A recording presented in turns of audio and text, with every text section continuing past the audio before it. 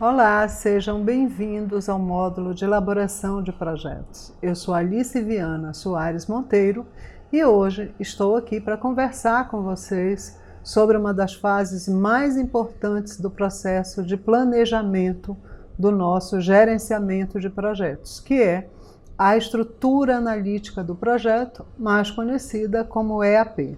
O Guia PMBOK nos traz a estrutura analítica do projeto, como disse, como uma importante etapa de planejamento dentro da fase de construção inicial do plano de gerenciamento.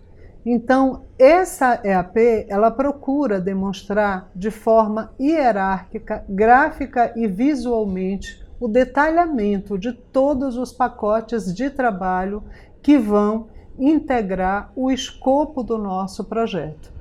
Então, o objetivo maior é, de fato, simplificar, demonstrar e ter uma apresentação detalhada de todos os pacotes que integram o projeto a que se propõe gerenciar.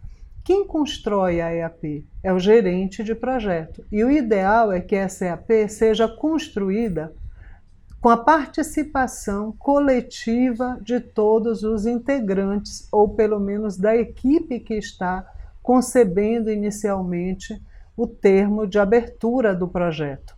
É na EAP que nós vamos ter a organização pormenorizada de todos os pacotes de trabalho detalhados e que serão objeto das entregas a partir do escopo definido.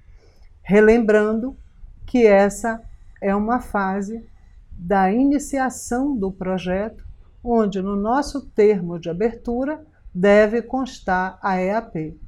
E nessa EAP nós identificamos, em regra, que existem pacotes de trabalho detalhados para um mínimo de 4 a 8 horas ou de 8 a 80 horas. O que significa isso? Vale a pena você construir um pacote de trabalho que vai levar 10 minutos para ser executado? Não, ele pode ser integrado em outros pacotes de trabalho, a não ser que esse seja um processo muito complexo, que exija realmente uma atenção do gerente e da equipe de projeto para esse desenvolvimento.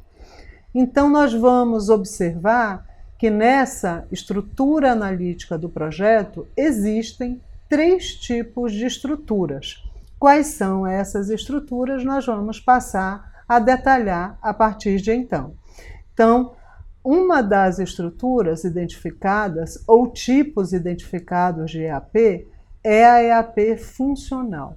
Ela é, como disse, hierarquizada e busca apresentar as fases ou pacotes de trabalho por níveis de especialização. Se aplica mais na estrutura tradicional de gestão de projetos ou combinando com outras estruturas, como a estrutura por projeto. Mas nessa definição inicial aí da estrutura funcional, o que é importante realmente nós registrarmos? É que essa estrutura, esse nível de especialização que ela apresenta pode se equivaler aos departamentos da organização ou aos departamentos que são responsáveis por aquele processo de trabalho. Por exemplo, numa estrutura tradicional, nós temos a administração, que vai cuidar da parte de gestão de pessoas, nós temos a parte de planejamento e finanças, que vai cuidar da parte de custos do projeto, nós temos o departamento de engenharia, que vai cuidar das obras de adequação de espaços ou de construção de espaços físicos em que aquele projeto vai ser desenvolvido. Ou seja, são áreas especializadas da organização que são identificadas aí no detalhamento desses pacotes de trabalho. O outro tipo de estrutura de EAP que nós temos é a EAP por produtos ou sistemas. Como o próprio nome identifica, ela é faseada por produtos, né? E identificada na medida em que esses produtos se decompõem em diversas partes. Por exemplo, a construção de um veículo.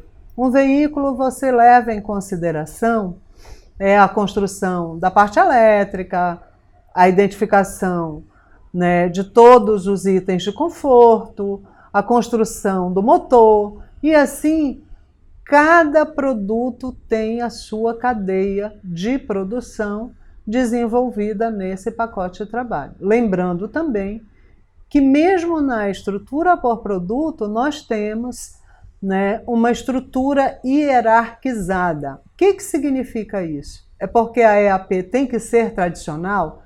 Não, não é bem isso. É que a EAP ela demonstra os pacotes de trabalhos detalhados, pormenorizados, em pequenas partes, até que se esgote a construção daquela parte detalhada. Aí se passa para o outro pacote de trabalho detalhando da mesma forma. Ou seja, tem uma hierarquia aí de detalhamento e de desenvolvimento desses produtos. O outro tipo identificado também é a EAP temporal ou faseada. Ela é dividida em fases do ciclo de vida do projeto. Então, ela vai ser construída detalhando os pacotes de trabalho a cada ciclo de vida que o projeto tem para ser desenvolvido. Dessa forma, nós apresentamos aí os três tipos de estruturas básicas utilizadas para a construção da estrutura analítica do projeto, onde, a partir do escopo, se identificam todos os pacotes de trabalho que vão integrar esse projeto. É necessário fazer só um tipo de estrutura no desenho da EAP? Não, nós podemos ter a combinação de vários tipos aí. Nós podemos ter uma EAP construída em parte funcional, em parte por produto, ou em parte temporal ou por ciclos, né, ou fases de vida do projeto, dependendo da combinação de fatores que os nossos produtos que vão ser desenvolvidos, ou serviços que vão ser desenvolvidos no âmbito desse projeto, necessitem dessa especificação, ou por especialização, ou por produtos ou sistemas, ou por temporalidade ou fases. Com isso, nós apresentamos aí a primeira etapa do processo de construção da EAP, que deve conter em todos os planos de gerenciamento de projetos. A fase seguinte é nós descrevermos de forma detalhada aquilo que é denominado como dicionário da EAP. O que significa esse dicionário? É onde nós vamos pegar cada pacote de trabalho e descrevê-lo de forma detalhada, mas sem chegar ao nível de um cronograma, por exemplo, né? Então, o dicionário ele não pode se confundir com o cronograma do projeto, né? O cronograma ele procura detalhar todas as atividades, as datas de início e término de cada atividade e os responsáveis dentro de um determinado prazo.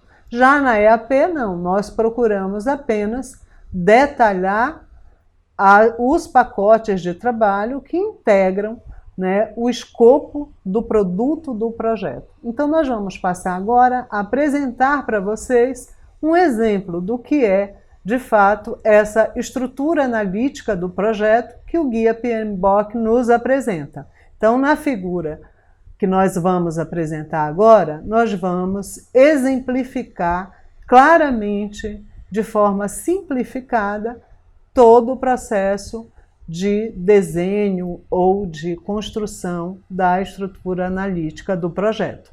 No exemplo apresentado pelo Guia PMBOK, nós podemos observar uma demonstração gráfica de EAP já construída. Então, vocês podem observar que nesse exemplo, a EAP ela é demonstrada e em todos os exemplos que se utilizam, é esse tipo de demonstração gráfica e visual que é apresentado. A estrutura de um organograma, hierarquizado, dividido em diversos pacotes de trabalho e, a partir daí, se detalha cada um dos pacotes de trabalho. Então, nesse organograma, o que vem no topo do organograma? A definição do escopo do projeto, que nesse exemplo é um projeto de gerenciamento do valor. E aí, detalhando-se os pacotes de trabalho, na figura 1.1, nós temos um pacote de trabalho como avaliação de necessidades, que se detalha mais ainda na figura 1.1.1 pela auditoria do sistema atual.